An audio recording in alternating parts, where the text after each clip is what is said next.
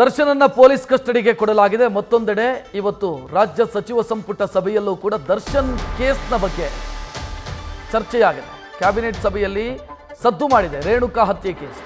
ಈ ವಿಚಾರದಲ್ಲಿ ಯಾವುದೇ ಕಾರಣಕ್ಕೂ ನನ್ನ ಬಳಿ ಬರಬೇಡಿ ಅಂತ ಕ್ಯಾಬಿನೆಟ್ ಸಭೆಯಲ್ಲಿ ಸಚಿವರುಗಳಿಗೆ ವಾರ್ನಿಂಗ್ ಕೊಟ್ಟಿದ್ದಾರೆ ಸಿದ್ದರಾಮಯ್ಯ. ಇದಕ್ಕಿಂತ ಕ್ರೂರ ಕೃತ್ಯ ಮತ್ತೊಂದಿಲ್ಲ. ಆತನ ಪರ ವಹಿಸಿಕೊಂಡು, ಅಂದ್ರೆ ಆರೋಪಿ ದರ್ಶನ್ ಪರ ವಹಿಸಿಕೊಂಡು ಯಾರೂ ನನ್ನ ಹತ್ರ ಬರಬೇಡಿ, ಯಾವುದೇ ಒತ್ತಡ ಹಾಕೋದಾಗ್ಲಿ ಮನವಿ ಮಾಡೋದಾಗ್ಲಿ ಅನಗತ್ಯವಾಗಿ ಮಾಡಲೇಬೇಡಿ, ಪರ ವಿರುದ್ಧದ ಚರ್ಚೆಯೂ ಬೇಡ, ಕಾನೂನು ತನ್ನ ಕೆಲಸವನ್ನ ಮಾಡುತ್ತೆ ಅಂತ ಸಿಎಂ ಸಿದ್ದರಾಮಯ್ಯ ನಿರ್ದಾಕ್ಷಿಣ್ಯವಾಗಿ ಹೇಳಿದ್ದಾರೆ. ಕ್ಯಾಬಿನೆಟ್ ಸಭೆಯಲ್ಲಿ ಸಚಿವರಿಗೆ ಖಡಕ್ ಸೂಚನೆಯನ್ನ ಕೊಟ್ಟಿದ್ದಾರೆ.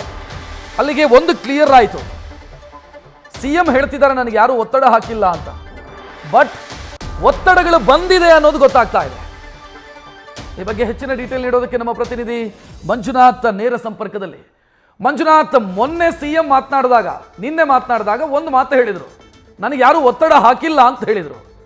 ಬಟ್ ಕ್ಯಾಬಿನೆಟ್ ಸಭೆಯಲ್ಲಿ ಇದನ್ನು ಅವರು ಮಾತನಾಡಿದ್ದಾರೆ ಅಂತಾದ್ರೆ ಒತ್ತಡ ಹಾಕಿದ್ದಾರೆ ಅಂತ ಅರ್ಥ. ಅಂಥವರಿಗೆ ಎಚ್ಚರಿಕೆ ಕೊಟ್ಟಿರೋದು ಅಂತ ನಾವು ಭಾವಿಸಬೇಕಾಗತ್ತೆ ಇಲ್ಲಿ.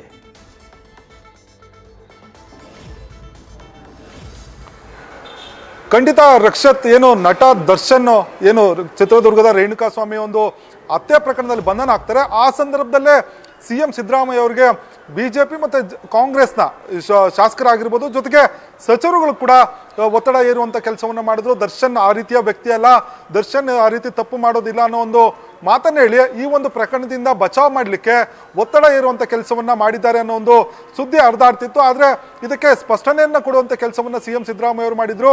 ಈ ಒಂದು ಪ್ರಕರಣದಲ್ಲಿ ನನಗೆ ಯಾರು ಕೂಡ ಒತ್ತಡ ಹಾಕಿಲ್ಲ ಅನ್ನೋ ಒಂದು ಮಾತನ್ನ ಸಿದ್ದರಾಮಯ್ಯ ಅವರು ಸ್ಪಷ್ಟವಾಗಿ ಹೇಳಿದ್ರು. ಆದ್ರೆ ಇವತ್ತು ಏನು ರಾಜ್ಯ ಸಚಿವ ಸಂಪುಟ ಸಭೆ ನಡೀತು. ಈ ಒಂದು ಸಭೆಯಲ್ಲಿ ಪ್ರಮುಖವಾಗಿ ದರ್ಶನ್ ಒಂದು ಪ್ರಕರಣಕ್ಕೆ ಸಂಬಂಧಪಟ್ಟಂತೆ ಚರ್ಚೆ ಆಗಿರುವಂತದ್ದು. ಈ ಒಂದು ಸಂದರ್ಭದಲ್ಲಿ ನೇರವಾಗಿ ಮುಖ್ಯಮಂತ್ರಿ ಸಿದ್ದರಾಮಯ್ಯ ಅವರು ಈ ಒಂದು ವಿಚಾರದಲ್ಲಿ, ಈ ಒಂದು ಪ್ರಕರಣದಲ್ಲಿ ಯಾರು ಕೂಡ ದರ್ಶನ್ ಪರವಾಗಿ ಬರೋದಕ್ಕೆ ಅಥವಾ ದರ್ಶನ್ ಪರ ನನ್ನ ಹತ್ರ ಒತ್ತಡ ಹಾಕೋದಕ್ಕಾಗ್ಲಿ ಅಥವಾ ಯಾರು ಈ ಒಂದು ಪ್ರಕರಣದ ಬಗ್ಗೆ ಚರ್ಚೆ ಮಾಡಲಿಕ್ಕೆ ಬರಬೇಡಿ ಅನ್ನೋ ಒಂದು ನೇರವಾದಂತ ಮಾತನ್ನ ಹೇಳಿರುವಂತದ್ದು, ಜೊತೆಗೆ ಸ್ಪಷ್ಟವಾದಂತ ವಾರ್ನಿಂಗ್ ಅನ್ನು ಕೊಟ್ಟಿರುವಂತದ್ದು. ಈ ಒಂದು ಪ್ರಕರಣದಲ್ಲಿ ಯಾರು ಕೂಡ ದರ್ಶನ್ ಪರವಾಗಿ ಮಾತನಾಡೋದಾಗ್ಲಿ ಅಥವಾ ವಿರೋಧವನ್ನ ಮಾತಾಡೋದಾಗ್ಲಿ, ಜೊತೆಗೆ ಈ ಒಂದು ಪ್ರಕರಣದಲ್ಲಿ ಒಂದು ಏನು ಲಿಬರ್ಟಿ ಅಂದ್ರೆ ದರ್ಶನ್ ಪರವಾಗಿ ತಾವು ಯಾರಾದ್ರೂ ಮಾತನಾಡ್ಲಿಕ್ಕೆ ಬರ್ಕೂಡ್ದು ಅನ್ನೋ ಒಂದು ಎಚ್ಚರಿಕೆ ಸಂದೇಶವನ್ನು ಕೂಡ ಕೊಟ್ಟಿರುವಂತದ್ದು. ಜೊತೆಗೆ ದರ್ಶನ್ ಅವರ ಒಂದು ಏನು ಹಲ್ಲೆ ಆಗಿತ್ತು, ಅಂದ್ರೆ ದರ್ಶನ್ ಇಂದ ರೇಣುಕಾ ಸ್ವಾಮಿ ಹಲ್ಲೆ ಆಗಿತ್ತು, ಕೊಲೆ ಆಗಿತ್ತು. ಈ ಪ್ರಕರಣದಲ್ಲಿ ಸಂಬಂಧಪಟ್ಟಂತೆ ಏನು ಫೋಟೋಸ್ ಮತ್ತೆ CCTV ಫೋಟೋಸ್ ಅನ್ನ ಈಗಾಗಲೇ ಪೊಲೀಸರು ವಶಪಡಿಸಿಕೊಂಡಿದ್ದಾರೆ.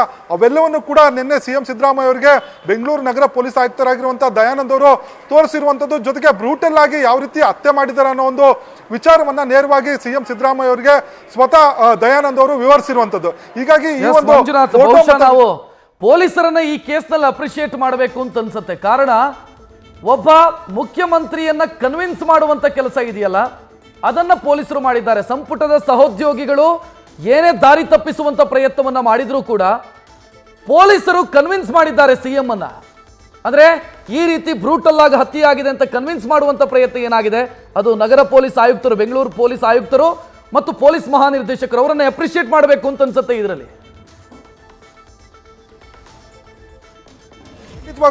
ರಕ್ಷತ್, ಈ ಒಂದು ಪ್ರಕರಣ ಯಾವಾಗ ಬೆಳಕಿಗೆ ಬರುತ್ತೆ, ಪೊಲೀಸರಿಗೆ ಮಾಹಿತಿ ಸಿಗುತ್ತೆ ಈ ಒಂದು ಪ್ರಕರಣದಲ್ಲಿ, ಅಂದ್ರೆ ಕೊಲೆ ಪ್ರಕರಣದಲ್ಲಿ ನೇರವಾಗಿ ದರ್ಶನ್ ಭಾಗಿಯಾಗಿದ್ದಾರೆ ಅನ್ನೋ ಒಂದು ಮಾಹಿತಿ ಸಿಕ್ಕ ಕೂಡಲೇ ಹಿರಿಯ ಅಧಿಕಾರಿಗಳು ಕೂಡ ಒಂದು ಗುಪ್ತವಾಗಿ ಈ ಒಂದು ಆಪರೇಷನ್ ಅನ್ನ ಮಾಡಿರುವಂತದ್ದು. ಜೊತೆಗೆ ದರ್ಶನ್ ಎಷ್ಟೇ ಪ್ರಭಾವಿಯಾಗಿದ್ರು, ಜೊತೆಗೆ ಪ್ರಭಾವವನ್ನು ಬಳಸಿದ್ರು ಕೂಡ ಈ ಒಂದು ಪ್ರಕರಣದಲ್ಲಿ ಆತ ಬಚಾವ್ ಆಗದೆ ರೀತಿ ಎಲ್ಲಾ ರೀತಿಯ ಮುಂಜಾಗ್ರತಾ ಕ್ರಮಗಳನ್ನ ತೆಗೆದುಕೊಂಡು ಎಲ್ಲಾ ರೀತಿಯ ಎವಿಡೆನ್ಸ್ ಗಳನ್ನು ಕೂಡ ಪೊಲೀಸರು ಸಂಗ್ರಹ ಮಾಡಿರುವಂತದ್ದು. ಜೊತೆಗೆ ಈ ಒಂದು ಪ್ರಕರಣದಲ್ಲಿ ಪ್ರಭಾವಿ ಸಚಿವರುಗಳು ಕೂಡ ಒತ್ತಡ ಏರುವಂತ ಕೆಲಸ ಮಾಡಿದ್ದಾರೆ ಅನ್ನೋ ಒಂದು ಮಾಹಿತಿಗಳಿದೆ. ಇವೆಲ್ಲವನ್ನು ಕೂಡ ಲೆಕ್ಕಿಸದೆ ಬೆಂಗಳೂರು ನಗರ ಪೊಲೀಸ್ ಆಯುಕ್ತರಾಗಿರುವಂತಹ ದಯಾನಂದ್ ಅವರು ಸಾಕಷ್ಟು ಇನಿಷಿಯೇಟ್ ತಗೊಂಡು ಅವರೇ ಈ ಒಂದು ಪ್ರಕರಣದಲ್ಲಿ ಪ್ರಕರಣದ ಪ್ರತಿನಿತ್ಯದ ಅಪ್ಡೇಟ್ಗಳನ್ನು ತೆಗೆದುಕೊಂಡು ಯಾವ ರೀತಿ ತನಿಖೆ ನಡೀತಾ ಇದೆ, ಯಾವ ರೀತಿ ಪ್ರೋಸೆಸ್ ಆಗ್ತಿದೆ, ಜೊತೆಗೆ ಯಾವ ರೀತಿ ಒಂದು ಸಾಕ್ಷ್ಯಾಧಾರಗಳನ್ನ ಕಲೆ ಆಗ್ತಿದ್ದಾರೆ ಅನ್ನೋದ್ರ ಬಗ್ಗೆ ಸಂಪೂರ್ಣವಾದಂತ ಮಾಹಿತಿಯನ್ನು ತೆಗೆದುಕೊಂಡು ಅದನ್ನ ನೇರವಾಗಿ ಸಿಎಂ ಸಿದ್ದರಾಮಯ್ಯ ಜೊತೆಗೆ ಗೃಹ ಸಚಿವರು ಕೂಡ ಮಾಹಿತಿಯನ್ನು ರವಾನೆ ಮಾಡಿ ಈ ಒಂದು ಪ್ರಕರಣದಲ್ಲಿ ದರ್ಶನ್ ಪಾತ್ರ ಏನಿದೆ, ಅವರ ಗ್ಯಾಂಗ್ ಯಾವ ರೀತಿ ಬ್ರೂಟಲ್ ಆಗಿ ಹತ್ಯೆ ಮಾಡಿದ್ದಾರೆ ಅನ್ನೋದ್ರ ಬಗ್ಗೆ ಸಂಪೂರ್ಣವಾದಂತ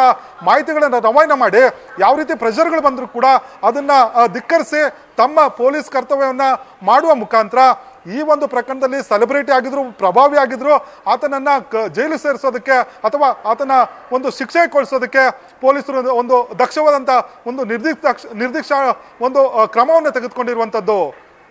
ರಕ್ಷತ್. ಥ್ಯಾಂಕ್ ಯು ಮಂಜುನಾಥ್ ಮಾಹಿತಿ. ನ್ಯೂಸ್ ಫಸ್ಟ್ ನಿರ್ಭೀತಿಯಿಂದ ನಿಮ್ಮ ಪರವಾಗಿ.